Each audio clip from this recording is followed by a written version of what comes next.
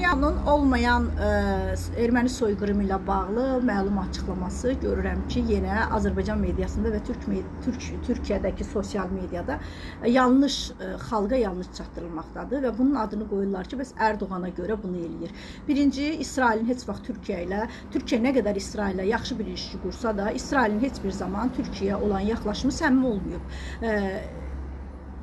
Orada deyirsiniz ki, Həmasa görə. Həmas 95-ci ildə yaranan, 2005-ci ildə seçimi demokratik yolla qazanıb, amma İsrailin adamı olan Mahmud Abbasa görə məclisə buraxılmayan və bu gün də terror örgütü elan edilsə də öz xalqının, öz vətəndaşın haqları üçün mücadilə edən bir örgütdür və bu çox normaldır. Amma Həmasdan çox-çox öncə İsrailin bu torpaqlarda yaratdığı, qurduğu Ruslarla birlikdə ki, Rusiyanın həmişə siyonizmə yönədib, İsrailin paraları ilə qurduğu PKK terror örgütü Sovetlər yıkıldıktan sonra da mütəmadi olaraq hər türlü dəstək verən bir örgüt var.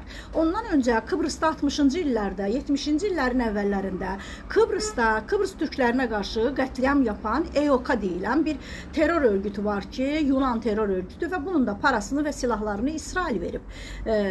Eyni zamanda Filistin və İsrailin arasındakı tampon bölgə, toxunulmaz o bölgə ki, bugün o bölgədə İsrailli dırnaq arası yerləşimci dedikləri İsrailli terroristlər Qəzzaya gedən vətəndaşlara edilən yardımları oğramaqla məşğuldur. Həmin tampon bölgədə İsrailin xeyirduası, parası və silahları ilə Asala terror örgütü yaratdılar. Asala terror örgütü Avropada və dünyanın bir çox ölkəsində erməni lobbisini idarə edənlərin İsrail lobbisi olduğunu çözmüşdülər və o yüzden də o diplomatların öldürülməsi lazım idi. Bunu da ermənilərin üstünə yıxmaq lazım idi, etdilər.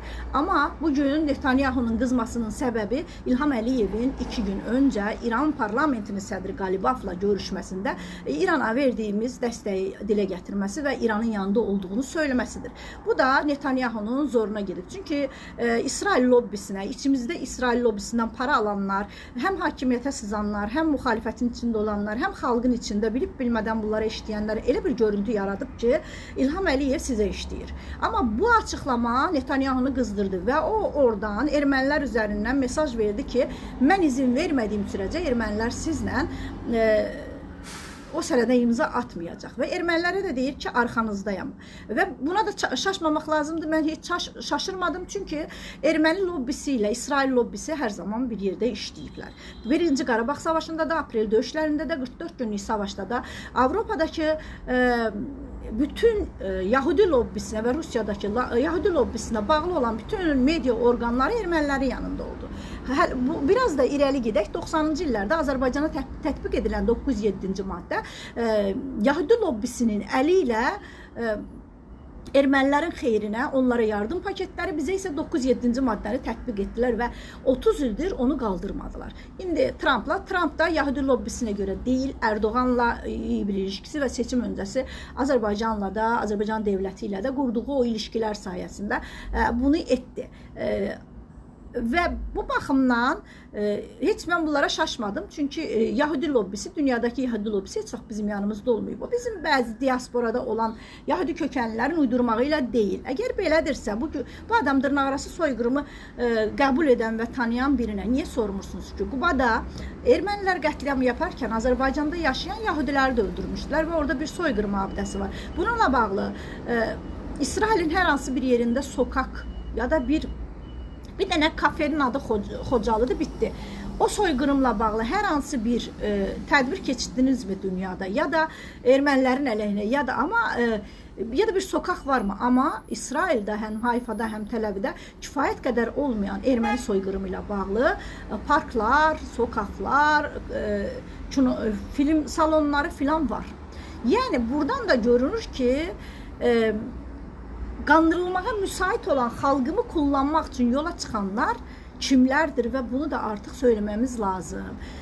Artıq bu oyun bitməlidir və tarixçilərimiz əslində o soyqırımı da araşdırmalıdır. Mən hər zaman deyirəm, yenə altını çizərək deyirəm, Azərbaycan bugünün deyil, Azərbaycan ta Yavuz Sultan Səlimlə Şah İsmaili qarşı-qarşıya gətirdikləri dönəmdən siyonizmin hədəfindədir. Azərbaycanı böyle bir-biri ilə düşmən edə bir gün Özbəklərlə, bir gün Türkmenistanla, bir gün Türkiyə, Anadolu türkləri ilə savaştıra, bir gün Türkmenlərlə savaştıra savaştıra böldülər və hamısında da Siyonist kafa var idi. Bu o Siyonist kafadır ki, bugün Xəzər dövləti dedikləriniz, Xəzər dövlətinin yıxılmasında çox böyük rolu var. Xəzər dövləti müsəlman və xristianlığı qəbul etmiş və uzun müddət bundan getmiş, uzun müddət yəni 300 illik ömründə bundan getmiş bir dövlətdir. Amma çox az bir müddət Yahudilər Yahudiliyi qəbul etdirmək istədi və bugünkü kimi Azərbaycanda Siyonizmi qəbul etdirmək istədikləri kimi olmadı. Saray dili, elit dili adı altında, dini adı altında girdilər saraya və Xəzər dövləti çöktü. O Xəzər dövlətinə əgər bugün iddia etmək istəyirsinizsə, Ukrayna torpaqlarına o zaman iddia edək, ora bizim torpaqlarımızdır. Amma bugünkü hazırki Azərbaycan və Xəzərin kənarında bunlar olmayıb və o dövlətin burayla əlaqəsi yoxdur. Sizin coğrafi yapısına baxın, Qaradənizin ətrafında olub. Və bununla bizi qandırmağa çalışırlar və bu yarın o bir gün referendum keçiriləcək, çoxunluq bunlardan yana olacaq. Çünki Ukraynadan, İsraildən, Yunanistandan gətirdikləri Yahudilər bizdən indi para gücünə bəzi imkansızlar bunlarla evlənir, onlardan doğulan çocuklar falan filan, bunların say çoxluğu ilə adını Xəzər qoyub, sonra da adını Böyük İsrail etmək rahatdır. Bu planların əslində 18-də də yapmışlar, amma Nuri Paşa və Qafqaz İslam ordusu Osmanlının yürütdüyü siyasətlə Bakıya gəldi və Bakını, Gəncəni, Şamaxını, Şəkini, Cənub bölgəsini, Qarabağı, Zəngəzura azad etdi deyə, orada yenidən türkləri qaytardı deyə bu oyunları baş tutmadı. Yəni məntiqlə də biraz da tarixçi araşdırmalar bu görsənəcək. Bu gün də İsrail lobbisinin Qubadakı soyqırıma bu qədər ögey münasibət bəslənməsi, Azərbaycanın bütün cəhdlərinə və onlara yaxın getməsinə rağmen bu konuda heç ağızlarını açıb danışmamaları göstərir ki, o gün, çünki orada toplu məzarlıqlar çıxıb və DNA testi ilə bilinir kimlər kimlərdir. O gün orada ölənlər əslində elə erməni ordusunda savaşan bunlardan imiş və bizə qarşı savaşarkən biz də onlara cavab vermişik, ölüblər və bu orada cəsədlər qarışdığı üçün biz də sanmışıq ki, bunları da qırıblar. Yəni görünən budur. Belə olmasaydı bunlar indi bunu ortalığa ayağa qaldırardı. Bir Yahudi üçün bütün dünyanı yakaram deyən və bir neçə özlərinin yaratdıkları terror olaylarında ölən Yahudiləri bəhanə edərək Filistini, Qəzzanı 2005-ci ildən, 2004-cü ildən bu yana durmadan qətl edən, qətliam yapan, 67-dən də elə bu yana, daha çox da 2004-dən sonra durmadan dünyanın gözü qarşısında bombalayaraq körpə uşaqları, hamilə qadınları, yaşlıları, doktorları, öyrətmənləri öldürən bir Siyonist kavim, Siyonistlər. Görün, indi bunun üçün ermənilərə nə edərdilər ki, amma bunlar hər zaman ermənilərlə yaxşı münasibətlər olub. Gələk Qarabağ məsələsinə. Qarabağ məsələsində də Hindistandan bütün silahları onlara verən İsrail idi və bizim savaş zamanı qarşı tərəfdə İsrail silahları çıxdığını da hamımız bilirik.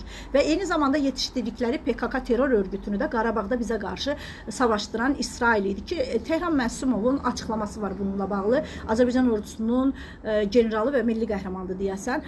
O deyir ki, biz savaşda PKK ilə savaşdıq. O PKK-nı yetişdirən Suriya torpaqlarında, İraq torpaqlarında Türkiyəyə qarşı, Türkiyədə hardasa 40 min insanın qanında əli olan bu örgütü yetişdirən, bəsləyən İsraildir və Qarabağda da bizə qarşı savaşdırdı.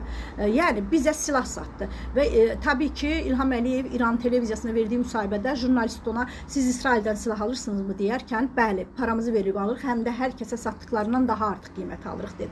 Rusiyaya da bir səfəri zamanı uçaqda verdiyi müsahibəsində demişdi ki, biz Rusiyanın da İsrailin də silahlarının parasını öncədən ödəmişik. Yəni bizə silah satmaq və eyni zamanda bizi zəif salıb torpaqlarımız üzərində istədikləri Xəzər adı altında istədikləri Böyük İsraili qurmaq istəyən bu ruh hastası topluluq yaxşı bilir ki, Türkiyə ilə biz bərabər olduğumuz sürəcə bu istəklərinə çata bilməyəcəklər. Zəif, yıxılmaqda olan Osmanlının belə buna izin vermədiyini bilən bunlar Türkiyənin buna heç izin verməyəcəyini bilir. O yüzden də ikidə bir Azərbaycan mediasında Türkiyə əleyhinə, Türkiyədəki sosial mediada Azərbaycan əleyhinə propagandalar da yapırlar. Lütfen bu propagandalara inanmayın və biz sapık işgalçı İsrail'lə deyil, hüquqi devletler olan devletlerle ilişkimizi kuracağız ve Ermənistan da bunu yapmak zorunda ve Paşinyan da böyle bir soyqırım olmadığını söyleyip yapmazsa özü bilər biz son damla qanımıza kadar hem torpaqlarımızı qoruyarıq, nə Erməniyə, nə də